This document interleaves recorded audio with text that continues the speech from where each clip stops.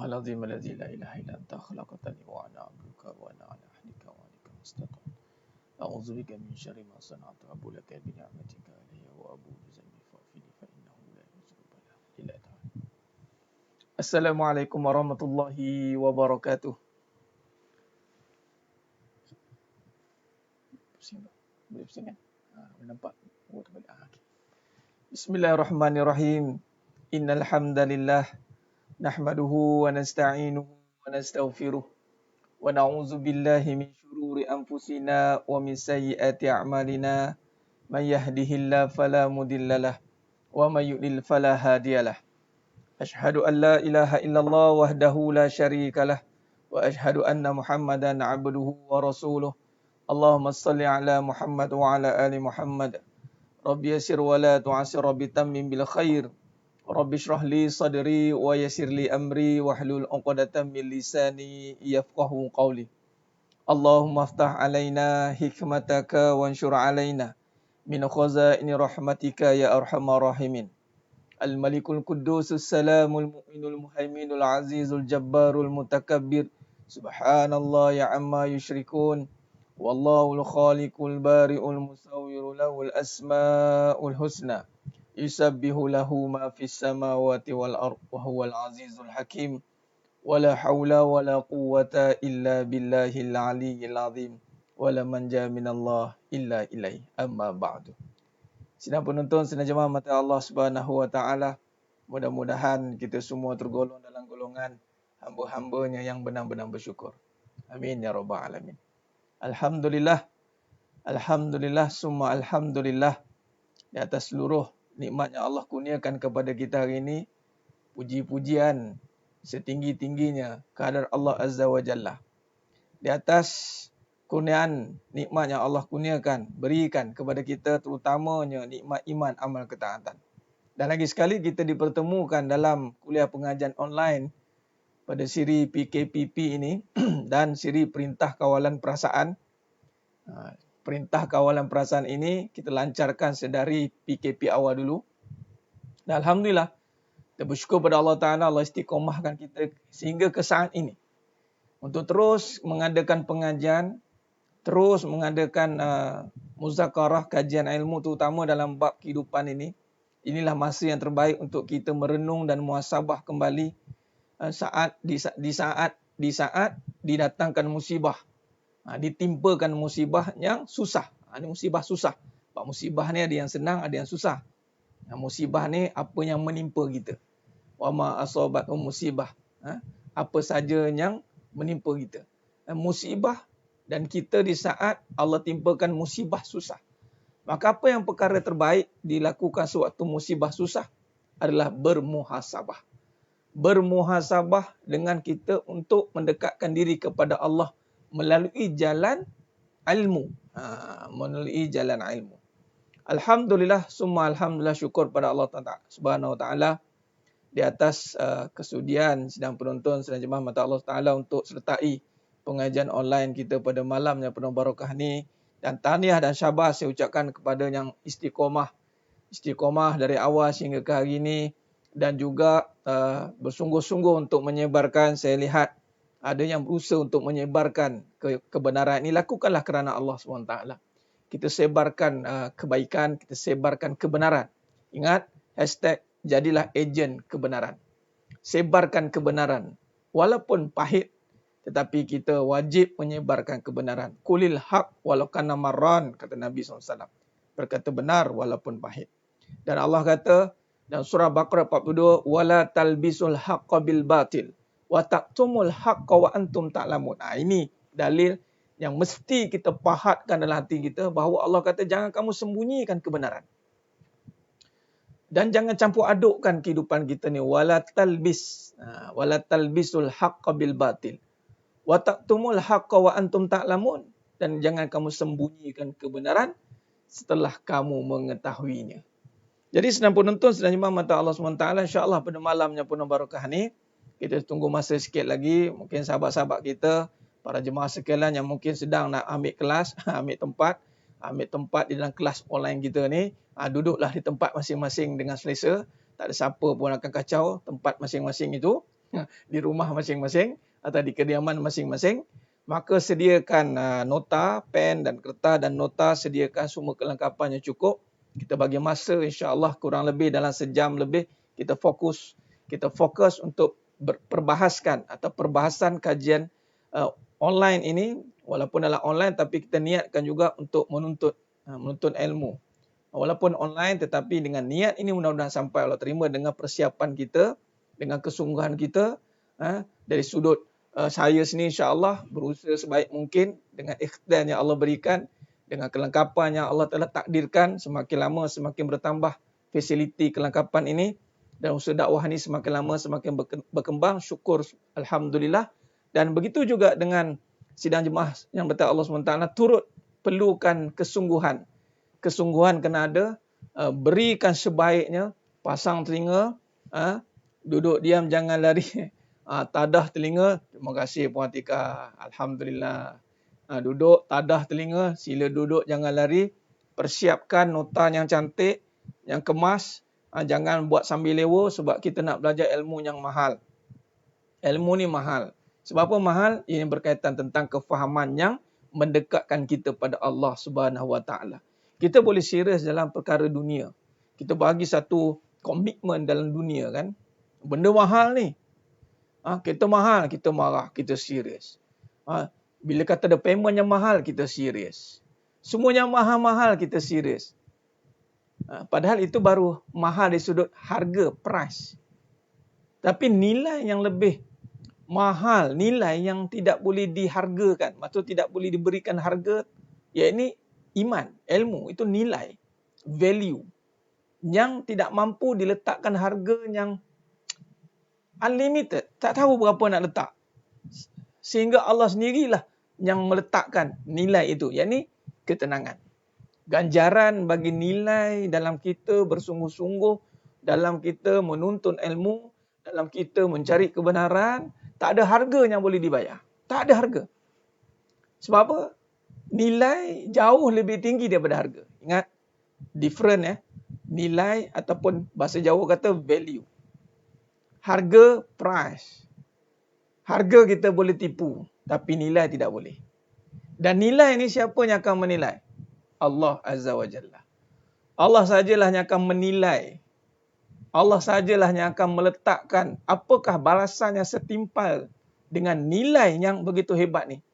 Nilai pengajian kita ni. Sidang penonton, sidang jemaah mata Allah SWT. Dan Allah akan kurniakan apa? Kefahaman. Itulah harga bagi sebuah nilai yang kita letakkan kesungguhan. Kefahaman tiada harga. Tak ada harganya yang boleh dibeli. Kita bayarlah berapa duit pun nak faham tak boleh. Sebab faham itu di sisi Allah. Yu'til hikmah, Allah kata. Yu'til hikmah may yasha', Allah kata. Aku beri hikmah kepada siapa yang aku kehendaki. Tapi tergantung kepada kesungguhan antum semualah. Tergantung kepada kesungguhan sidang jemaah mata Allah SWT, kesungguhan penyampai dan kesungguhan pendengar. Dua-dua kena ada timbal balik. Kesungguhan dalam menyampai, kesungguhan dalam menuntut. Dua-dua ini perlu diberikan tumpuan. Barakallah, sama-sama. Barakallah. Semua juga. Alhamdulillah, Allah saja dapat membalasnya semuanya. Ilmu kebenaran tidak boleh dijual beli. Benar. Puan Nur Kurniawan. Dia tak ada transaksi yang boleh dibayar. Hanyalah Allah Ta'ala sajalah yang akan membayarnya. Wa kafa billahi syahida. Cukup Allah menjadi saksi atas kebenaran ini. Tak ada harga. Berapa nak letak? Tak ada harga. No price. Nak beli Zat, tak boleh. Sebab nilai dia, harga je lebih. Tak boleh. Satu perkara yang tidak boleh ada harga. Tak boleh nak letak. Sebab dia nilai jauh lebih tinggi pada harga. Ingat, value dan price. Dua perkara yang berbeza. Jadi Alhamdulillah. Apatah lagi kalau yang menonton sidang jemaah mata Allah SWT, sebarkan lagi pula. Lagilah tinggi value dia. Lagilah tinggi. Lagi besarlah impact dia. Sebab nilai dia makin bertambah. Dan Allah berikan nilai ni, bayarannya itu adalah kefahaman. Kefahaman. Kata Nabi SAW, Mahfum hadis, ma yuridillahu bihi khairan yufaqihuhu fiddin. Ya. Siapa yang Allah nak berikan dia kebaikan, maka Allah berikan dia kefahaman. Dan faham inilah tiada siapa yang boleh berikan melainkan hanya Allah. Ya Tuan Muhammad Jeffrey bin Abdullah. Waalaikumsalam warahmatullahi. Saya meyakini segala sesuatu yang ada dalam dunia adalah milik Allah. Contoh gelas, pinggan, kain, handphone, minyak wangi. Namun, saya nak tanya macam mana nak wujudkan rasa dalam hati? Macam mana nak wujudkan rasa dalam hati? Rasa itu datang dengan keyakinan, bukan dengan kebendaan. Rasa itu diwujudkan dengan kefahaman. Ini kata kefahaman tadi. Dia panggil ilmu zauq. Itu pengetahuan. Dunia ini semuanya milik Allah. Betul? Nak rasakan bahawa itu milik Allah. Bagaimana? Pertama, melalui jalan ilmu yang kita tengah bahaskan. Jalan penyucian hati. Kena bersihkan hati itu. Rasa ni, bagus soalan sebelum saya masuk tajuk kita. Dia ibarat dera rasa kita ni. Tekak kita. Tekak ini, kalau sakit, dia tak boleh rasa lah. Pahit. Perit. Sedap. Makanan tu sedap tapi tekak sakit. Tak boleh rasa. Maka kalau nak wujudkan rasa, maka sihatkan dulu tekak itu. Maka hati kalau nak rasa, nak dapatkan kembali rasa yang sebenar, maka bersihkan hati itu daripada sebarang kerosakan ataupun penyakit. Ini kita tengah belajar ni. Tuan Muhammad Jeffrey bin Abdullah. Kita sedang belajar untuk memahami kehidupan agar tidak ada keraguan. Yang membuatkan hati itu tidak mampu merasai adalah kerana keraguan. Ingat, keraguanlah menjadi penyakit yang paling bahaya sebenarnya. Was-was dipanggil. Ragu itulah penyakit. Ragu adalah penyakit. Kita nak hilangkan keraguan itu dengan menambah kefahaman. Makin banyak kefahaman yang Allah berikan, makin hilanglah keraguan itu. Sebab tu tidak boleh tinggalkan majlis ilmu. Tak boleh. Apatah lagi ilmu tentang tepat-tepat tajuknya hakikat kehidupan. Saya tak faham kenapa orang tak nak mengaji tentang hakikat kehidupan. Saya tak tahu. Dan ini adalah satu anugerah Allah Ta'ala bagi siapa yang Allah pilih. Syukurlah. Sebab kehidupan ini akan memberi kesan kepada hati.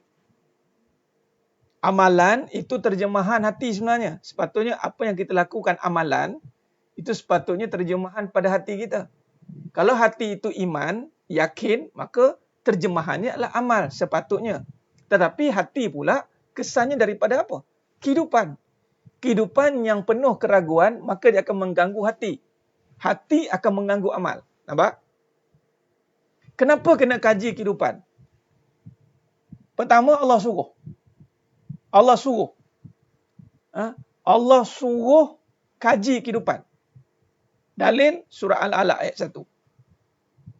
Iqra' bismi rabbikal ladzi khalaqa. Khalaqal insana min 'alaq. Iqra' bismi rabbikal ladzi khalaqa. Bacalah dengan nama Tuhanmu yang menjadikan seluruhnya. Itu kehidupan.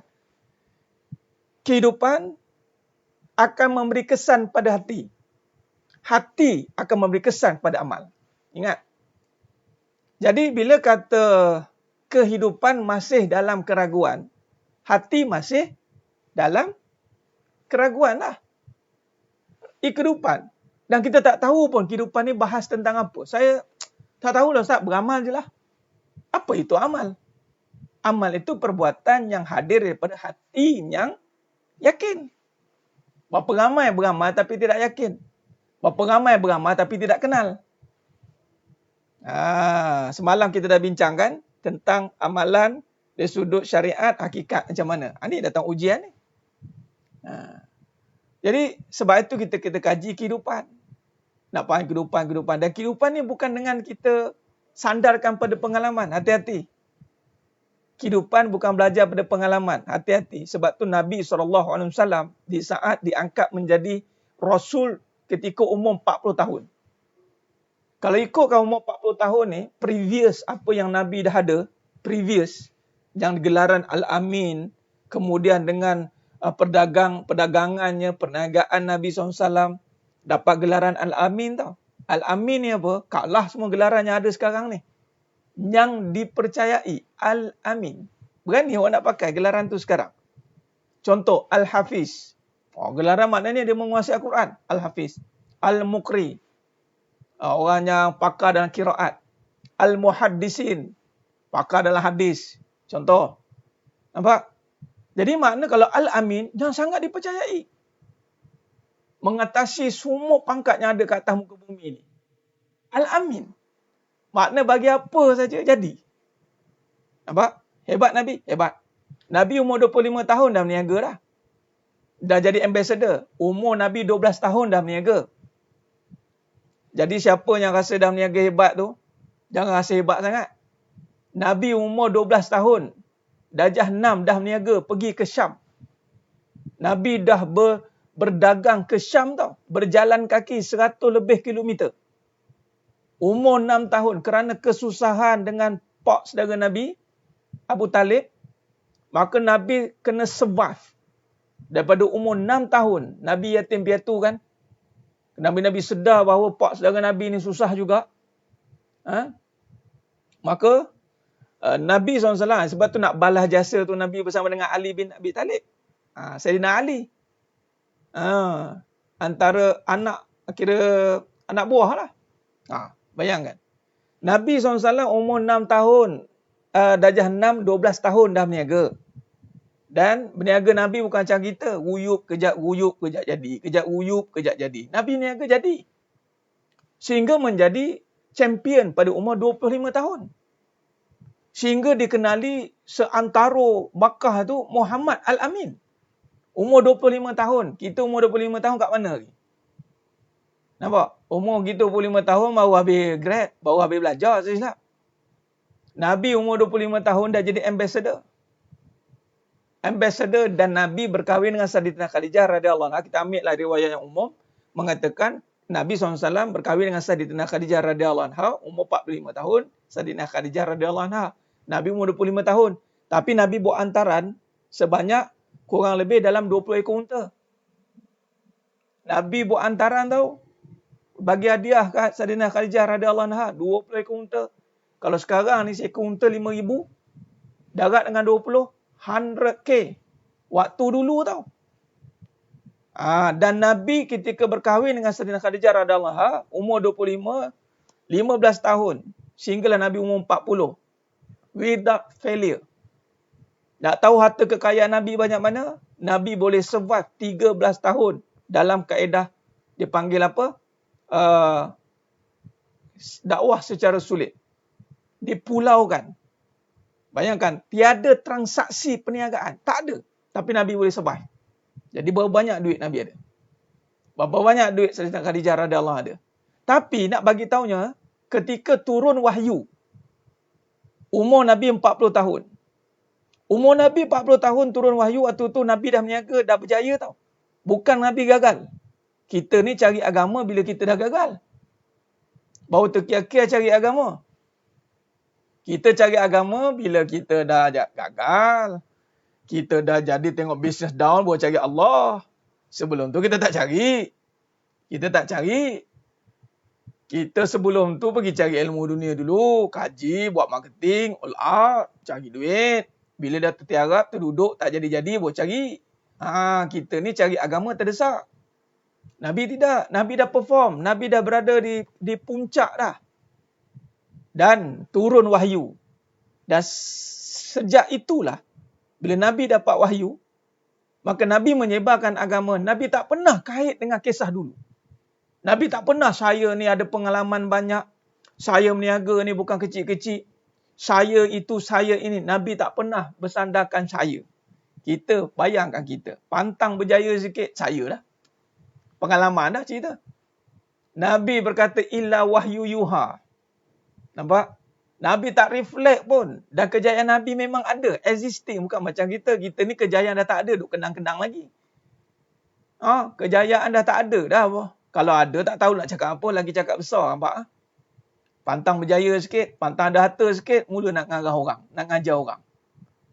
Tak mahu cakap. Dalam bab kehidupan ni. Nampak no ananiah ni keakuan tu. Barulah. Bukannya lah macam Nabi pun. Nabi tak pernah gagal niaga. Tak ada turun naik tau Nabi. Nabi sentiasa naik. Performa Nabi sentiasa naik. Agak-agak lah kat tempat kita lah.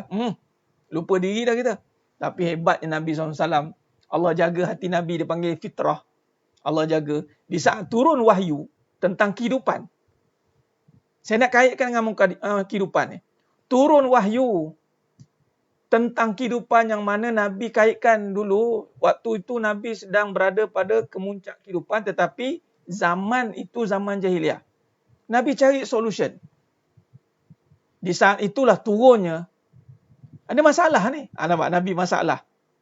Masalah bukan masalah kehidupan Nabi yang nak kena apa lagi.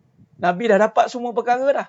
Tapi Nabi ada rasa kegusaran melihat keadaan manusia keliling itu bercakaran, bergaduh sana sini, kerak sana kerak sini. Nampak satu keadaan yang tidak stabil. Why? Nabi cari jalan. Nabi menung, Nabi renung. Maka turun wahyu. Kita asal ada kejayaan dia nak bagi tip kejayaan. Betul tak? Belum tentu orang boleh ikut kita. Belum tentu. Nabi SAW ketika dapat wahyu, Nabi terus menyampaikan kebenaran dan tiada istilah keakuan. Tak ada. Tak ada. Jadi sidang penonton, sidang jemaah mata Allah SWT. Jadi kalau kita belajar, sebab tu bila kata kita kait dengan Nabi, dan apabila saya bawa kajian kehidupan bersandarkan kebenaran, tak ada keakuan, tak ada nak cerita pengalaman. Simpan-simpan.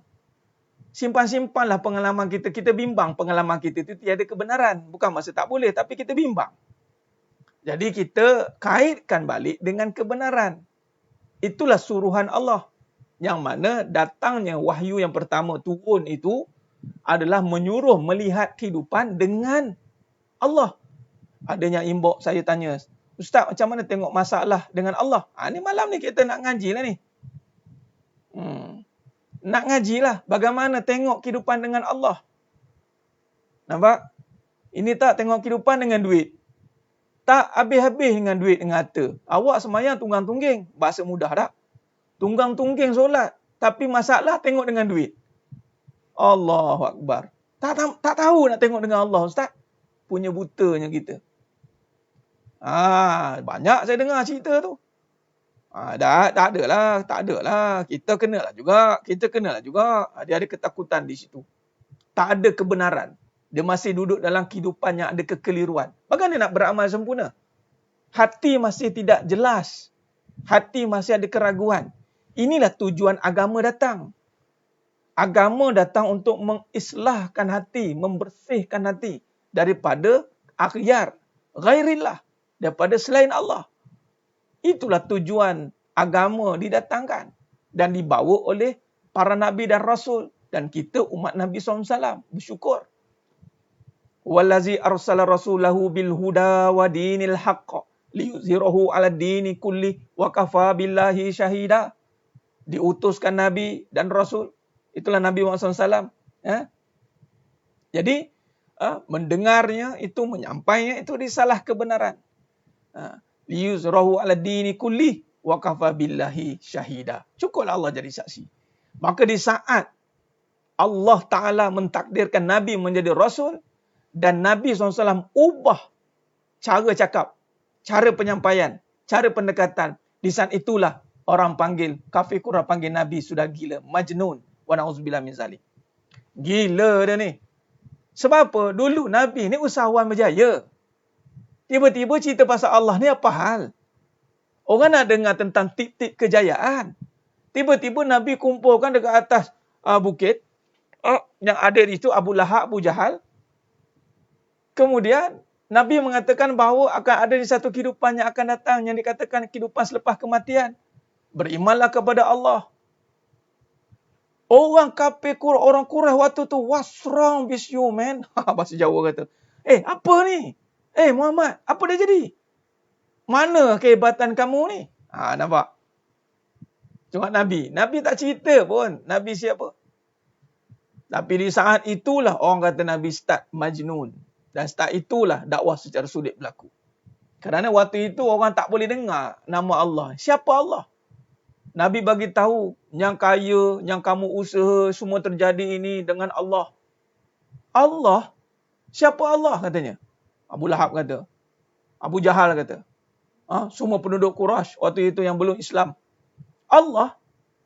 Aku yang usaha, aku yang bekerja, aku yang bangunkan kehidupan ini. Apa Allah katanya.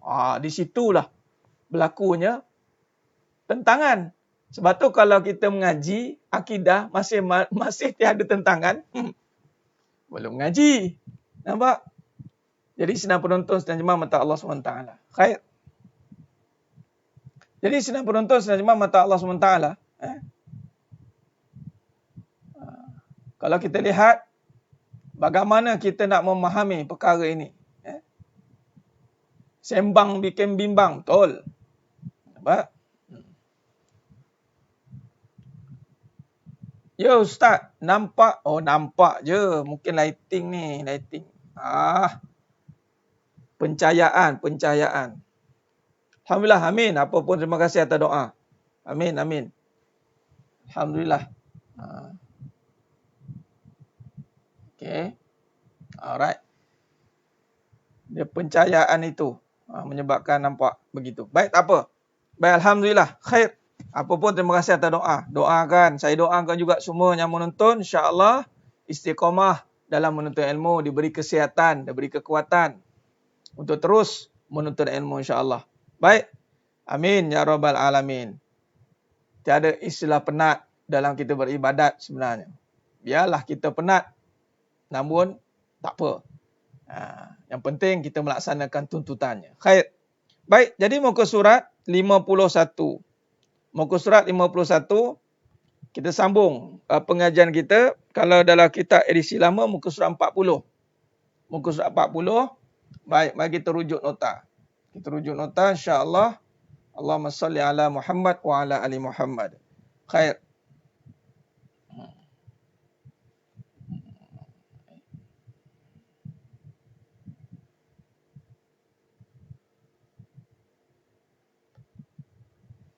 Baik, sedang penonton, sedang jemaah mata Allah SWT. Dalam menyambung kajian kita ni, kehidupan ni, nak memahami kehidupan ini, kita nak memahaminya dengan macam mana nak lebih faham. Maka datanglah ujian. Datanglah ujian. Datanglah ujian. Maka semalam kita dah sentuh tentang ujian itu untuk apa. Malam ni kita akan sentuh lebih detail tentang ujian itu, kenapa berlakunya ujian. Why ujian itu datang. Baik. Sebelum itu, mari kita lihat. Semalam kita dah sentuh tentang bagaimana kaitannya ujian ini dengan kehidupan. Kenapa? Apa kaitan ujian dengan kehidupan? Baik. Ujian ini adalah keimanan. Ujian itu adalah menguji keimanan. Ujian adalah untuk menguji keimanan. Keimanan untuk menguji keyakinan. Baik, bila kita tidak mampu menyingkapi ujian, kita tidak mampu menyingkapi musibah yang berlaku, maka kita akan sibuk mempersoalkan setiap yang berlaku. Ni ayat yang perenggan atas tu. Kita akan sibuk mempersoalkan apa yang berlaku. Persoalan yang akan keluar. Bila kita tak mampu menyingkapi menjawabnya, maka persoalan yang akan keluar. Maka yang lebih baik adalah yang tidak mahu adalah bila kita gagal menjawab dengan keimanan, kita akan menjawabnya dengan perasaan, nafsu. Bila nafsu ini mendominasi, bila nafsu itu menguasai, maka dia akan mempersoalkan Allah Subhanahu Wa Taala. Ni kita cukup takut. Dan bila dia dah masuk mempersoalkan Allah Subhanahu Wa Taala, dia soal, why? Kenapa? Batu dalam ujian tidak boleh kita kenapa. Dan ini berlaku apabila ujian itu gagal disingkapi. Kita gagal menyingkapi ujian yang mendatang. Dia menyebabkan akan berlakunya soal. Soal banyak soal. Banyak soal. Dan soal itu akan membuatkan berlakunya azab. Azab kerana diri itu sudah kufur. Bila dia soal, terutamanya ujian yang berlaku, nanti kita akan pecahkan pecahan ujian itu. Dan memang ujian ini tentang iman dan persoalannya akan menimbulkan keraguan. Itu kita bimbang. Kita bimbang salah soal yang menyebabkan datangnya keraguan. Kita bimbang jatuh kepada kufur. Kemudian tertutup dari melihat kekuasaan Allah. Itu kekuasaan Allah. apabila diri sudah tertutup dari melihat kekuasaan Allah, maka akan berlakulah kerosakan dan perbuatan-perbuatan yang mengingkari Allah SWT dan berlakunya dosa-dosa yang bermaharajalela. Dan dosa yang paling besar yang bakal berlaku dan yang kita akan lakukan, itulah dosa syirik. Itulah datang keakuan. Kita tak sedar dosa ni menyelinap masuk. Dan dosa ni berpunca pada dosa syirik sebenarnya. Jangan main-main. Berpunca. Boleh jadi berpunca. Dan kita letakkan punca apabila orang suka soal Allah, soal keadaan, soal takdir, maka dia terjebak dalam dosa syirik. Syirik yang tersembunyi. Ya?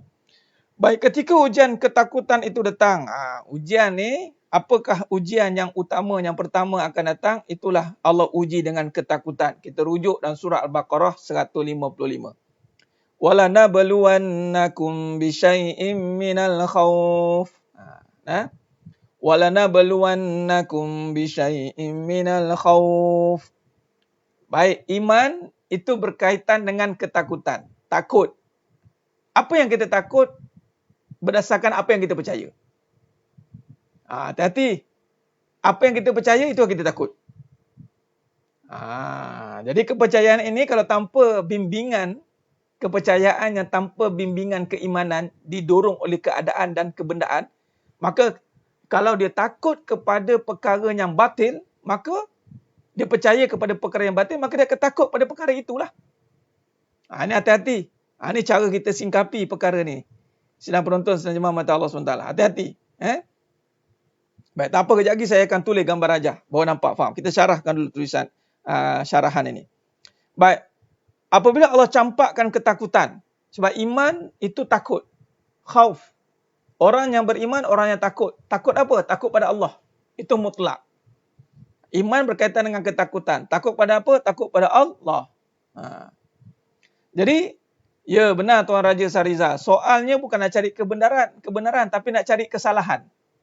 Ada yang tak kena, apa yang tak kena. Jadi nak menyoal, nak menyalah, cari kesalahan. Hati-hati.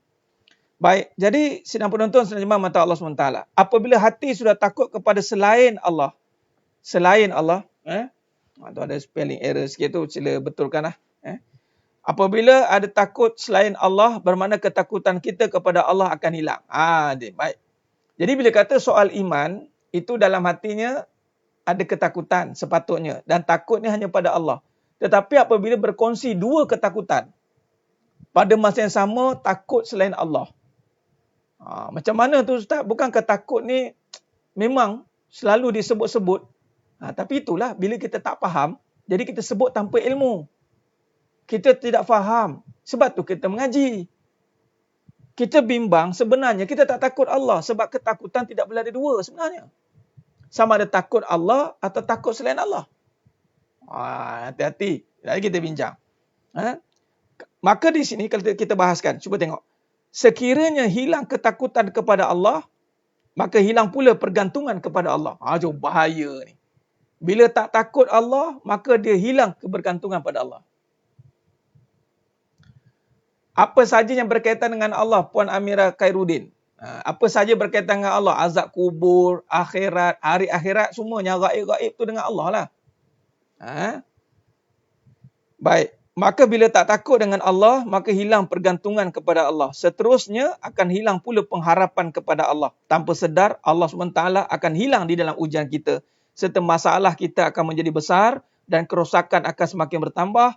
Malah akan membuat kita semakin sesat dan jauh daripada Allah SWT. Wa na'udzubillah min zalik. Baik, nampak tidak apa kata kuncinya di situ?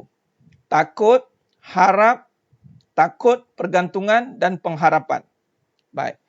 Sidang penonton sedang jemaah mata Allah SWT. Kalau kita lihat daripada surah Asy-Syura ayat 30, Allah kata yang bermaksud, dan apa saja musibah yang menimpa kamu, maka adalah disebabkan oleh perbuatan tanganmu sendiri, dan Allah memaafkan sebahagian besar dari kesalahan-kesalahanmu.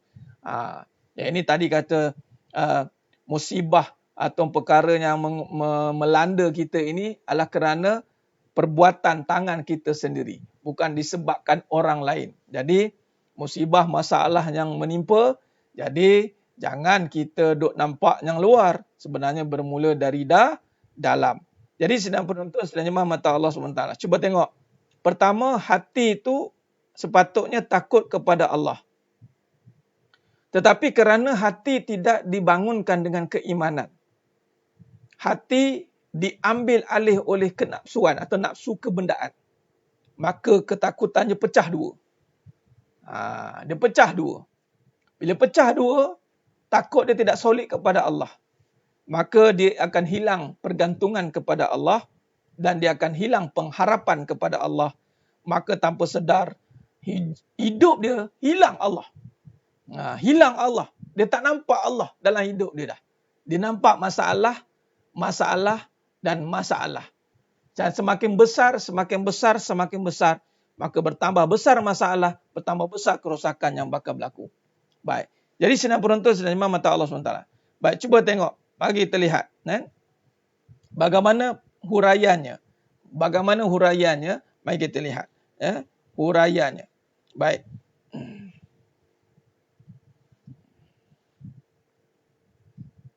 Baik. Mari kita lihat. Apabila tadi kita bincangkan tentang surah Al-Baqarah ayat 155.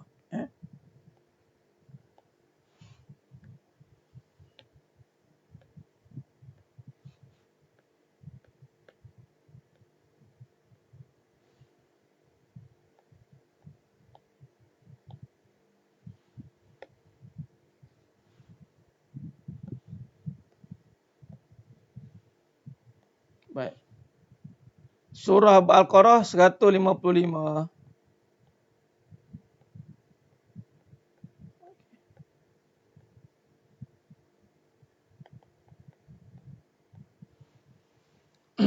Walanabluwannakum bisyai'im minal khauf. Demi sesungguhnya, nampak? Demi sesungguhnya Allah akan menguji. Kami akan menguji. Siapa uji? Allah. Apa Allah uji? Baik. Ujian iman. Kita dah fahamkan ujian itu adalah tentang iman. Iman ni tentang ketakutan.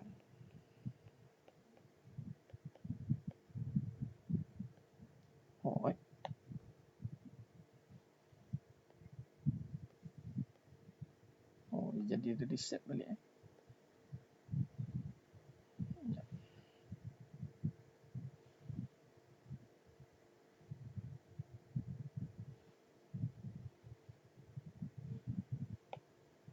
Okey. Baik. Lagi sekali ya. Okey. Walanabluwannakum bisyai'im minal khauf. Ujian bermula dengan ketakutan.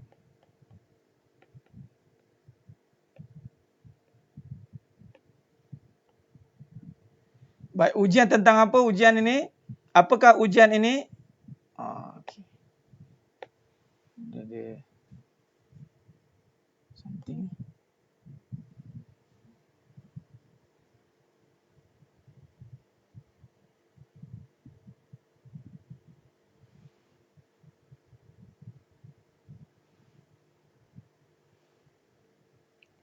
Sekali kena reset.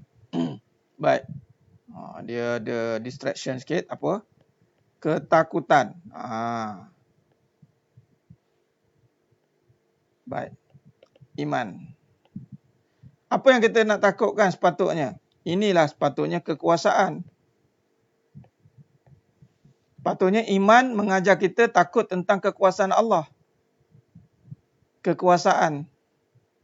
Itu maksudnya ketakutan. Baik. Patah balik.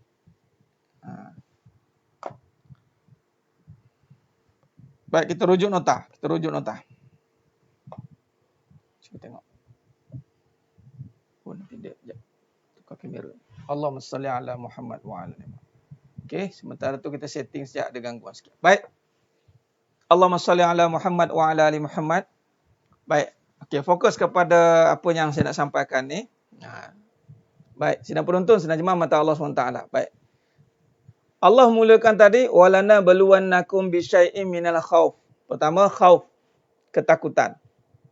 Bila kata ketakutan ini berpuncanya, dari mana datang ketakutan ini? Allah berikan. Takut ni dari Allah. Ingat, kita tak ada kekuatan untuk menghilangkan ketakutan itu. Cuma persoalannya sekarang, ke mana kita nak bawa ketakutan itu? Sebab tu berbalik kepada ujian. Ujian yang menimpa. Ujian yang menimpa. Ujian, Allah uji ketakutan. Ketakutan ni memang akan ada. Cuma orang beriman, dia akan mengalihkan ketakutan ini kepada yang hak. Itu maksud dia. Dia tidak membawa ketakutan ini dengan perasaan ataupun dengan nafsu. Dia membawa ketakutan ini kepada Allah. Apa yang kita nak takutkan ini? Allah sambung daripada surah Baqarah 155 itu. Dia ada kata kuncinya di situ. Ada kata kunci di situ. Baik. Jadi sina penonton sedang jemaah mata Allah SWT. Nah, kena update.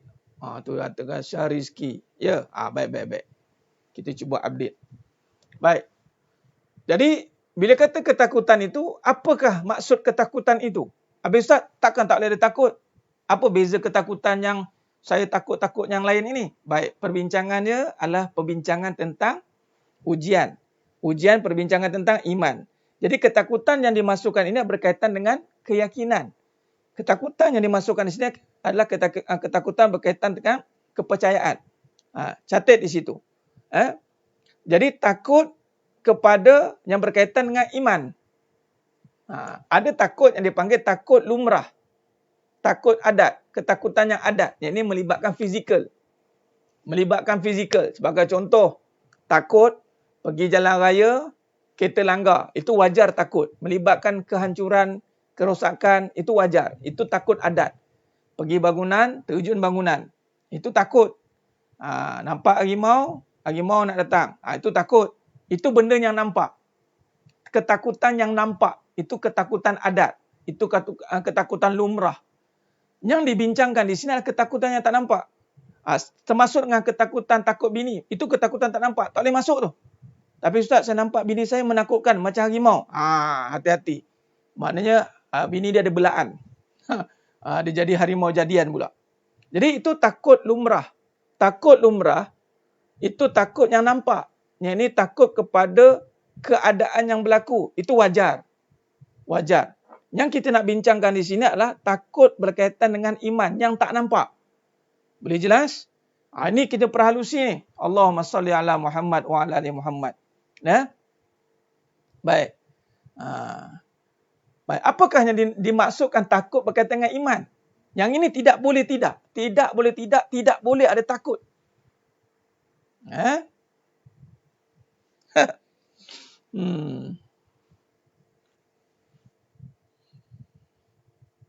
Takut berkaitan dengan iman. Takut yang kita nak bincangkan ni takut berkaitan dengan iman. Takut adat tu takut contoh harimau. Takut bini bukan takut adat. Itu takut maksiat. Itu bermaksiat itu. Jangan main-main. Ustaz, kami isteri mana ada menakutkan suami? Tu maknanya ada belaan tu. Khair. Baik. Baik, kita sambung. Apakah yang dimaksudkan takut yang berkaitan dengan iman? Sebab ujian yang berlaku adalah untuk menyatakan keimanan. Perenggan yang bawah setelah surah Asy-Syura ayat 30. Cuba kita masuk nota seterusnya. Ujian berlaku adalah untuk menyatakan keimanan. Baik. Mari kita lihat satu persatu. Masya Allah Ustaz. Benar. Bukan takut lem putus. Itu takut adat lah. Takut adat. Tapi kita tak nak hidup dengan adat. Hidup dengan adat ni penat.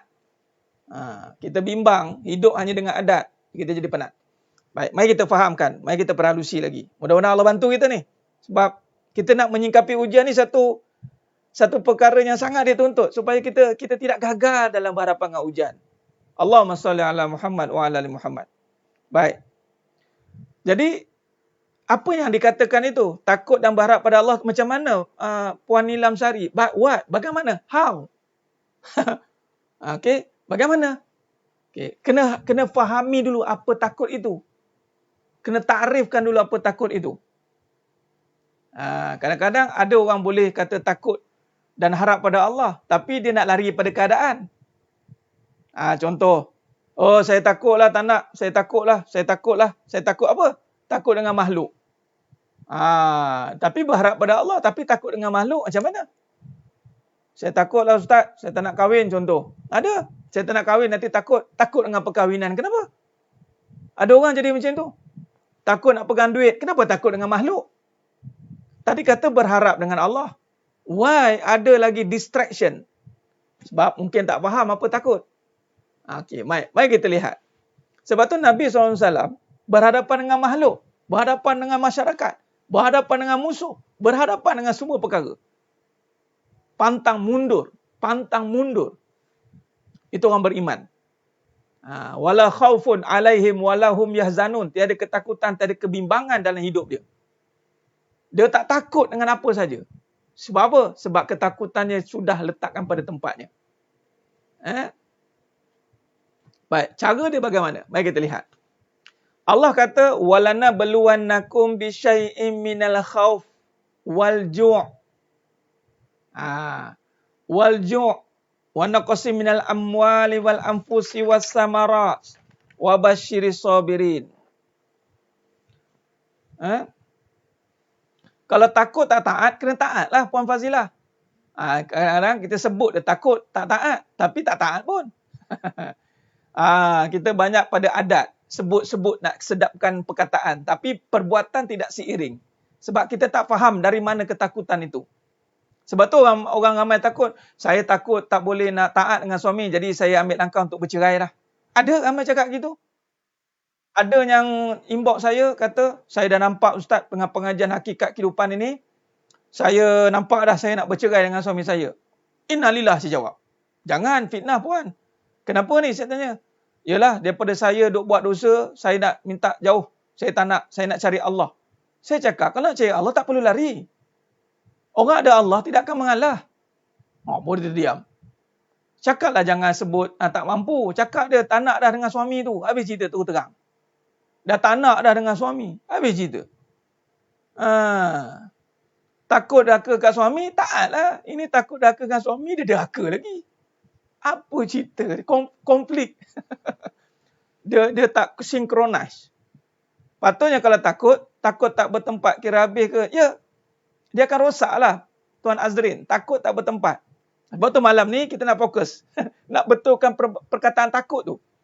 Supaya boleh letakkan balik macam Puan Nilam tadi kata tadi, barulah boleh kita takut dan harap pada Allah. Tapi kalau tak tahu takut tu apa, macam mana takut dan harap pada Allah? Nampak? Jangan takut jika ada banyak harta Ustaz. Contoh datang ketakutan lalai dan harta. Kena faham dulu takut tu apa.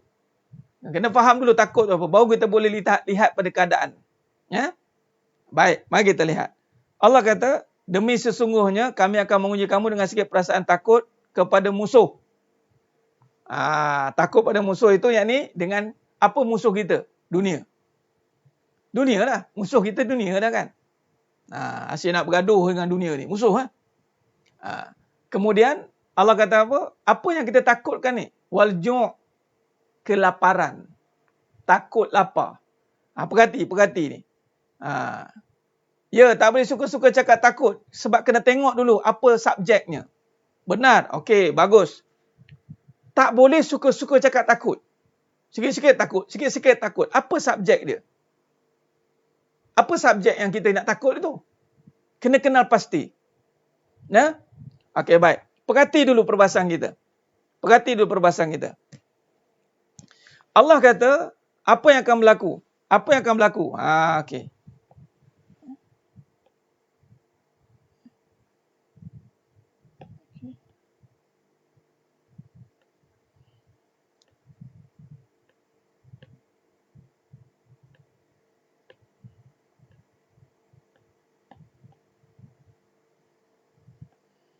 Nipis.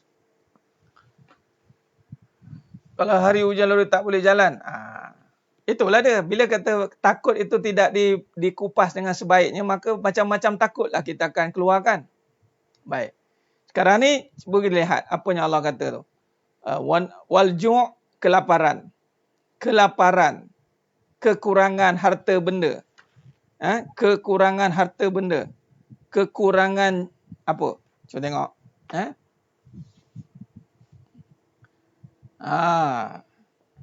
Okey. Baik, Allahumma salli ala Muhammad wa ala ali Muhammad. Okey, baik-baik. Alhamdulillah. Mari kita lihat. Okey.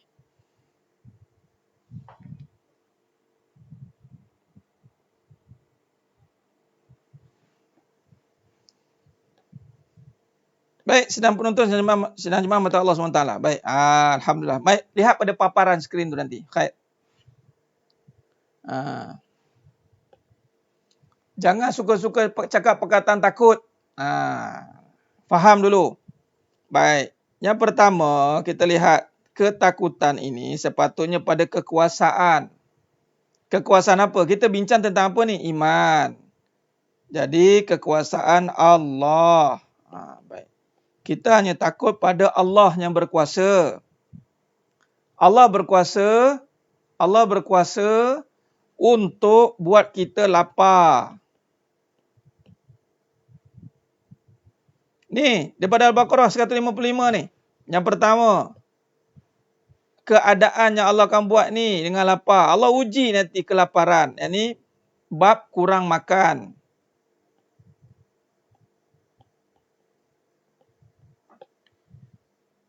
Ini adat.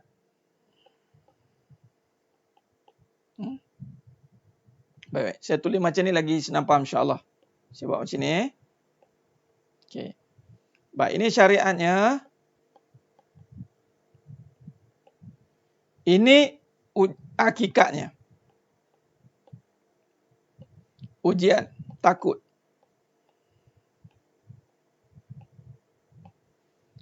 Allah akan buat syariat lapar.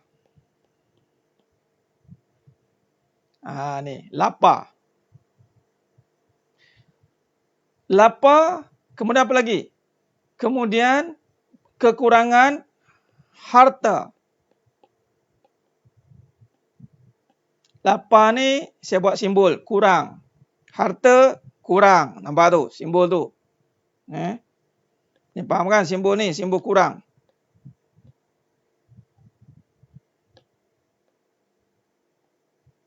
Okey. Apa lagi? Dengan kekurangan harta dan jiwa. Ni nyawa.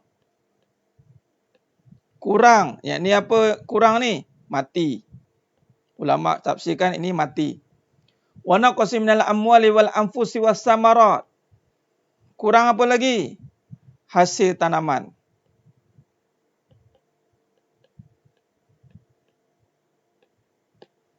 Okey. Kurang hasil tanaman. Sedang penonton, sedang jemaah mata Allah SWT. Baik, mari kita lihat dulu. Mari kita lihat, kita perhatikan dulu baru kita kaitkan dengan keadaan kita sekarang. Baik, sekarang ni cuba tengok. Yang pertama, Allah kata walana baluwannakum bisyai'im minal khauf. Pertama takut. Ini yang takut. Takut terhadap lapar. Syariat nampak lapar. Yang ini berkaitan dengan makan. Apa lagi? Pakai. Baik. Tetapi, ianya mesti dijawab. Lapar ni apa hakikat dia? Nak cerita tentang apa lapar ni? Cerita tentang rezeki. Nampak? Tu dia nampak. Dan ini bermulanya dengan perbincangan. Oh, dia berlaku juga. Okey.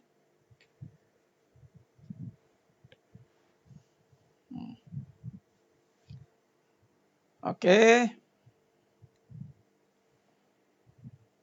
Baik.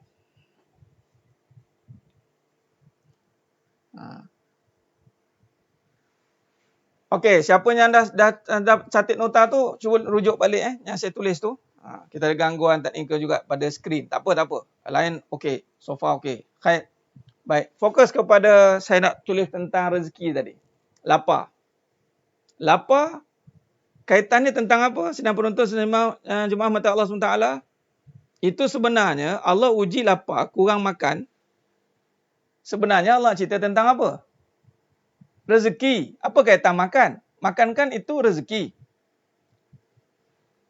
Allahumma barik lana fima razaqtana. Nak makan je baca doa Allah barik lana. Nak makan dia baca doa Allahumma barik lana. Nampak? Tak sempat salin, tak apa. Saya ulang balik. Syariat hakikat. Syariat Allah uji takut. Syariat yang bakal berlaku kelaparan. Kita takut lapar. Ada? Takut apa lagi? Kurang harta. Ini apa kita salin daripada surah Baqarah 155. Apa lagi kita takut? Wa naqsi minal amwali wal anfus. Jiwa. Apa lagi kita takut? Was-samarat.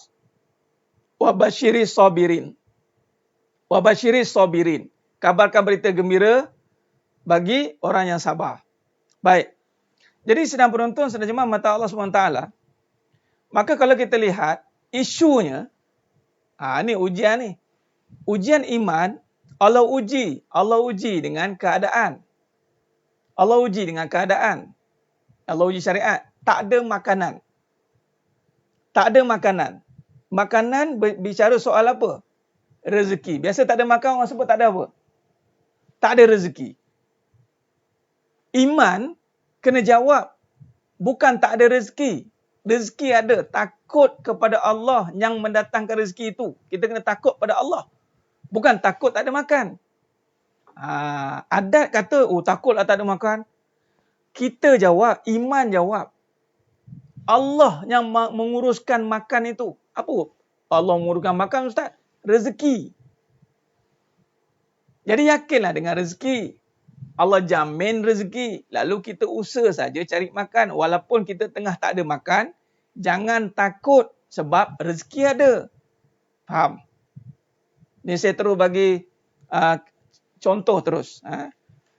Contoh terus. Sebab dia akan melibatkan ketakutan yang tersembunyi. Kalau dia sekadar takut tak ada makan dan dia pula tak faham, iman dia tak ada, maka dia mengatakan tak ada rezeki.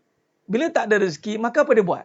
Dia akan buat benda-benda yang menghancurkan. Dia mencuri, dia merompak, dia membunuh, dia buat benda-benda yang haram. Dia lupa rezeki itu Allah yang aturkan. Nampak? Baik. Bukan sekadar rezeki saja. Makan, apa lagi? Rumah tangga. Saya kaitkan rumah tangga. Tadi ada kata tadi tentang sakit. Itu dia semua dekat atas tu. Permulaannya lapar. Tapi berkaitan dengan rumah tangga, suami, isteri, kasih sayang, ujian kasih sayang. Apa lagi? Allah uji sakit. Itu ujian penyembuhan. Allah uji tadi kata tak boleh nak tidur. Itu ujian kesihatan juga.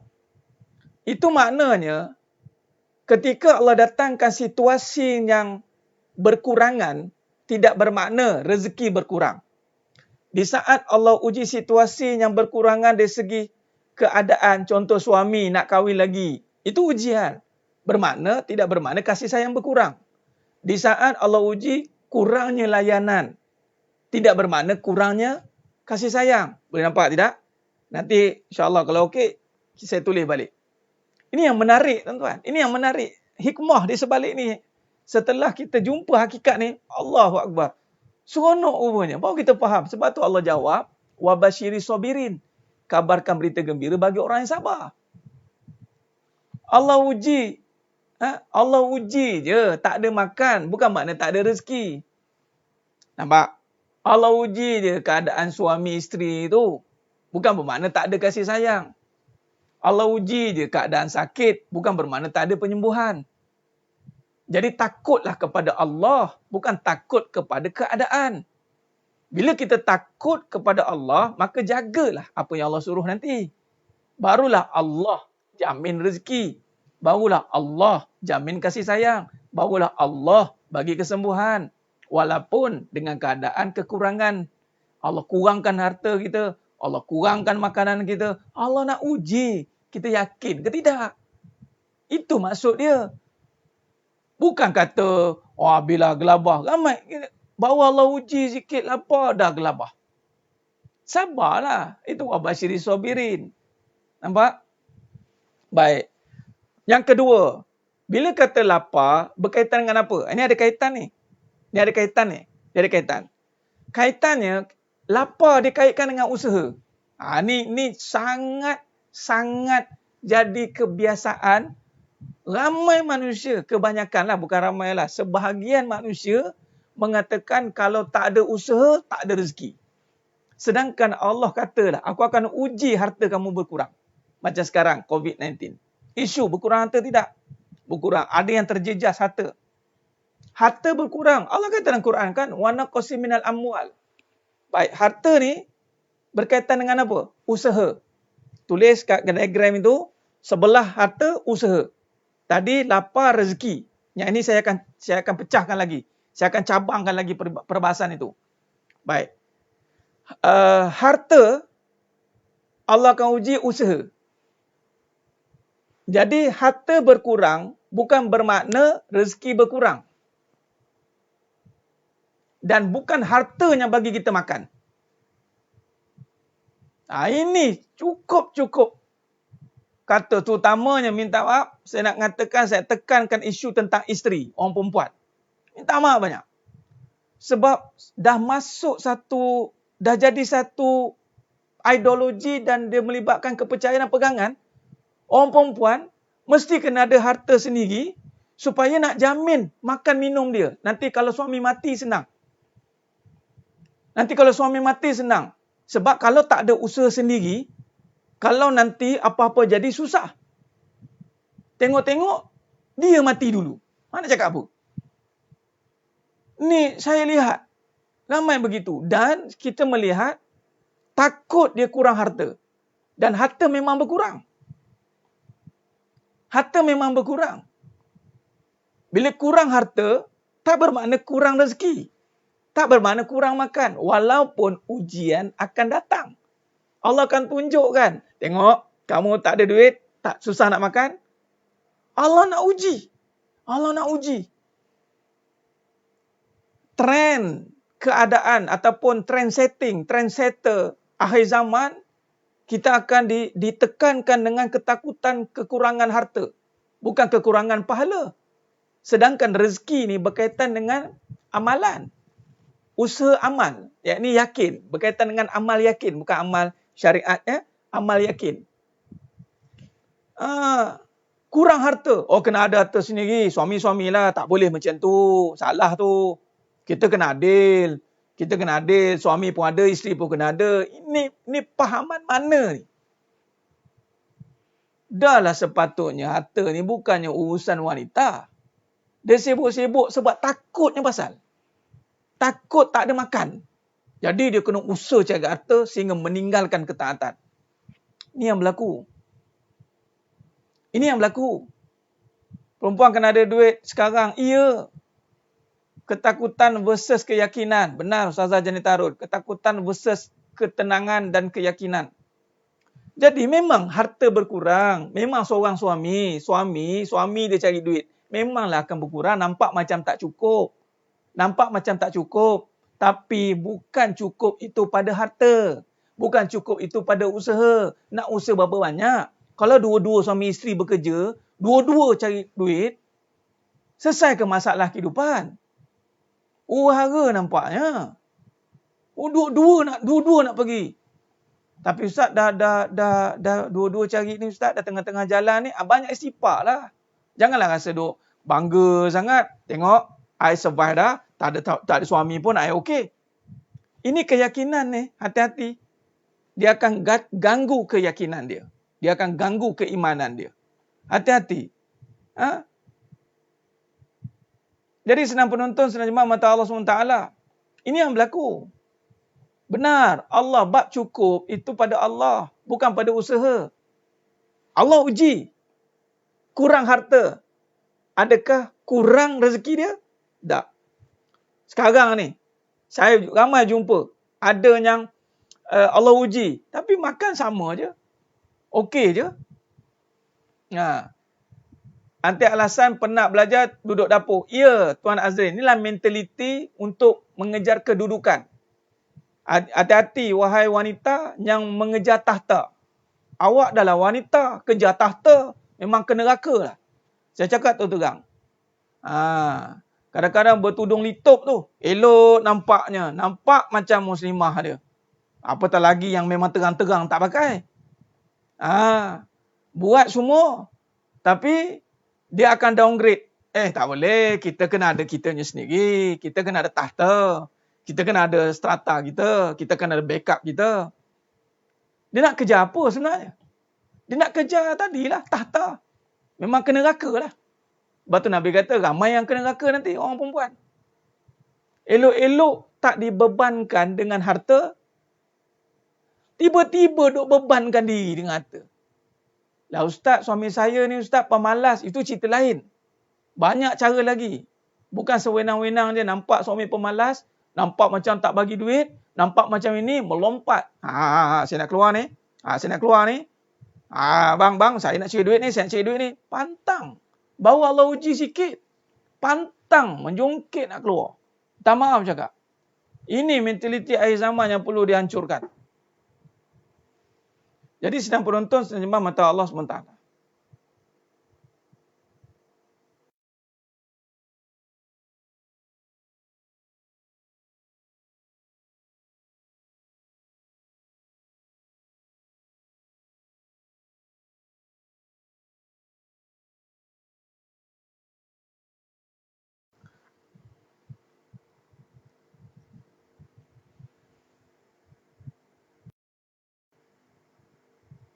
Baik, sedang penonton sedang mata Allah SWT. Baik cari suami yang berharta. Saya suruh cari suami berharta ke? Islam suruh cari suami berharta ke? Islam suruh cari harta ke? Puan Azizah Nayan. Nah, yang kita nak bincang ni soal keyakinan kan? Ada suruh cari harta? Suruh cari suami berharta ke? Saya duk tanya, saya tekankan orang perempuan jangan mengada-ngada dengan harta. Itu je. Duk mengada-ngada tu kenapa? Itu saja. Bukan suruh pergi kahwin cari lelaki berharta. Kalau lelaki tu tak berharta, sabarlah. Doalah, usahalah, amal. Kenapa tak nampak amalan itu sebagai satu jaminan rezeki? Why? Nak cari juga suami berharta tu apa hal? Kenapa? Tak maaf lah saya cakap bahasa mudah malam-malam ni. Nak cari orang lelaki berharta untuk apa? Ada dalam agama? Tak ada. Cari yang beragama. Sama juga orang lelaki. Cari perempuan yang beragama. Jangan cari yang berharta. Mentaliti kata kahwin dengan janda berharta. Walaupun sebut janda kaya. Tak betul tu. Tak betul. Sebut pun tak betul lah. Saya masih minta maaf cakap. Orang perempuan yang dalam ni. Yang mana ada harta ni minta maaf cakap. Kalau ada harta, sedekah banyak-banyak. Jangan duk kata kempen hebat harta. Selesa dengan harta. Di mana dapat, ke mana pergi Allah tanya. Dari mana dapat, ke mana pergi Allah tanya. Elok-elok tak kena tanya. Soalan tentang suami pun tak lepas. Kejap lagi soalan tentang harta. Jawab. Kita nak tolong orang perempuan. Orang perempuan nak juga. Sekila kan. Duk yakin sangat dengan usaha dia. Duk takut sangat suami tak ada harta. Ataupun nak cari suami berharta. Silakan. Silakan. Allah kata cari yang beragama. Carilah yang beragama. Orang lelaki pun. Carilah yang beragama. Jangan cari yang bekerja, yang boleh bayar itu, bayar ini. Tumpang duit isteri. Tak ada maruah tu. Jangan main-main orang lelaki. Jangan selesa dengan tumpang duit isteri. Hilang maruah dia. Hilang keyakinan Allah nanti. Ku anfusakum wa ahlikum nara. Allah suruh bimbing isteri. Bukannya tumpang isteri. Ku anfusakum. Ar-rijal qawwamun 'ala nisa. Susah macam mana yakin dengan rezeki Allah. Yakin dengan rezeki Allah. Tu maksud dia. Tak maaf cakap. Ni akhir zaman kahwin dengan mesin ATM.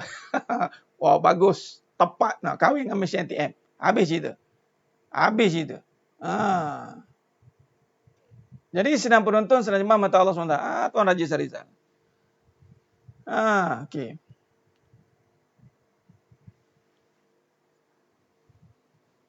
Baik Tuan Azrin, bagus. Sekarang ni kita pertama kena sedar. Bagus dah belajar, kena sedar. Bukan selesa.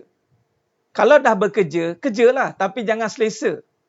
Jangan selesa dengan kedudukan kerja itu. Kalau wanita yang dah bekerja, bekerja dan berkejar-kejar, jangan selesa dengan kerja tu.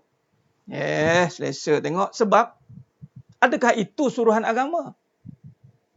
Hati-hati. Jadi jangan selesa. Bukan suruh berhenti tapi jangan selesa. Tapi sebaiknya. Kalau ada kekuatan berhenti je. Ini kalau tanya saya lah. Tengok, kalau berhenti apa dia jawab? Kalau isteri berhenti kerja, apa dia jawab? Jawablah. Kalau dia jawab, bang, nanti kan siapa nak bayar ni bang? Cukup tu tak? Atau suami tolong jawab. Kalau awak berhenti kan, nanti kan siapa nak bayar ni? Atau isteri menjawab-jawab. Menjawab-jawab, lantak dia. Biarlah dia kerja. Dah menjawab-jawab, biarlah. Payah nak satukan. Kesatuan, nak bagi yakin sama-sama tu payah. Biarlah. Tu cerita dia. Dah menjawab-jawab, dah abang mampu ke nak bagi saya duit? Dah abang ni gini-gini, abang ni, dah awak kerja lah. Tapi kita nak biar ada keyakinan. Bang, sebenarnya saya kerja ni, sebenarnya bukan tuntutan agama sebenarnya. Agama tak suruh saya kerja. Agama tak suruh saya cari duit. Agama saya suruh taat dengan suami. Tapi buat masa sekarang saya bantu bang. Tapi tiba masanya, insya-Allah kita doa pada Allah, rezeki pada Allah ya bang. Usaha ni banyak macam mana belum tentu jamin rezeki. Bukan bermakna dua-dua berusaha jamin rezeki. Kalau dia berusaha sekadar untuk beramal, itu tak apa. Ini berusaha untuk jamin rezeki tu, masalah tu. Tuan Azrin, betulkan kedudukan niat, betulkan kedudukan kefahaman. Itu dia. Jangan selesa dengan kerjaya tu, minta maaf.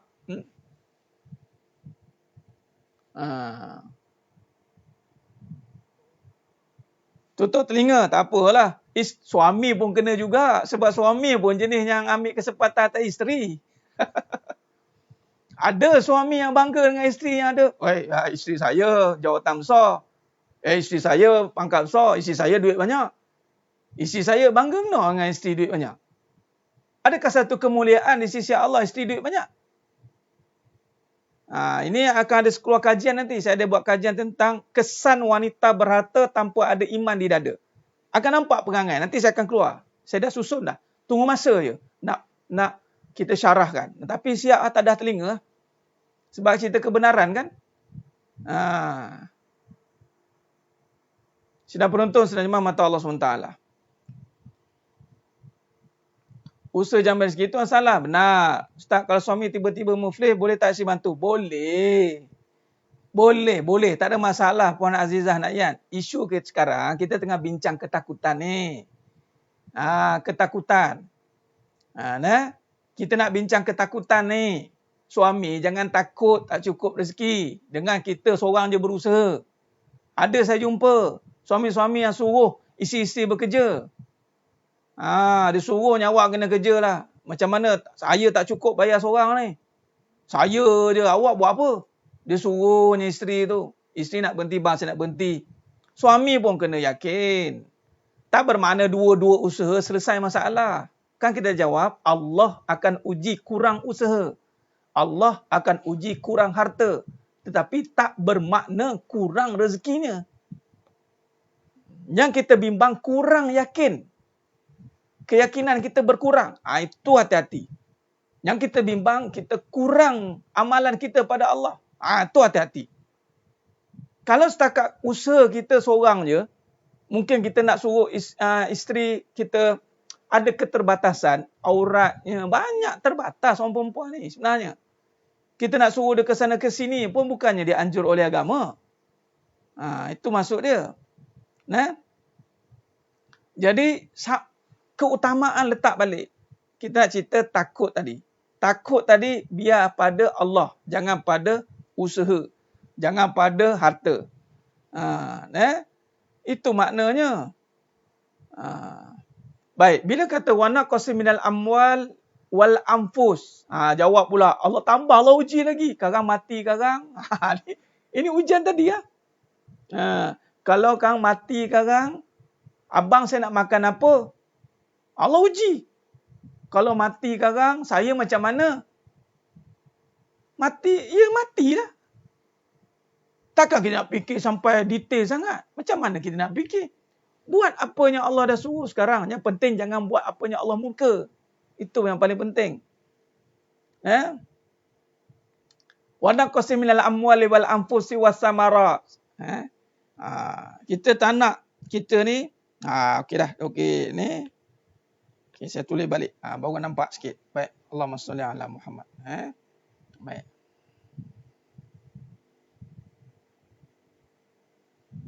Okey.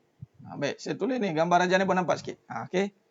Allahumma salli ala Muhammad wa ala ali Muhammad. Baik, kita sedang bincang tentang apa ni? Ujian iman.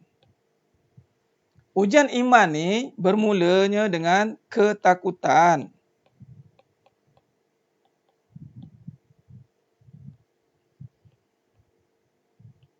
Siapa yang datangkan takut ini? Allah. Siapa yang menjadikan takut ni? Allah. Siapa yang mendatangkan takut? Allah.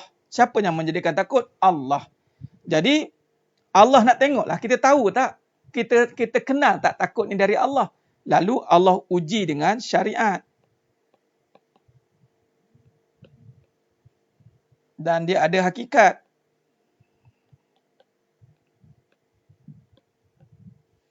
Allah uji dengan lapar, syariat ni. Apa lapar tadi? Kurang makan. Hakikatnya rezeki.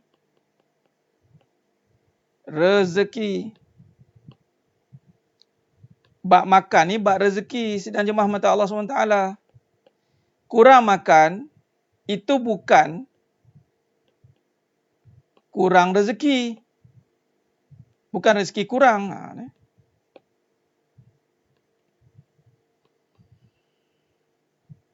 Makan saja yang kurang.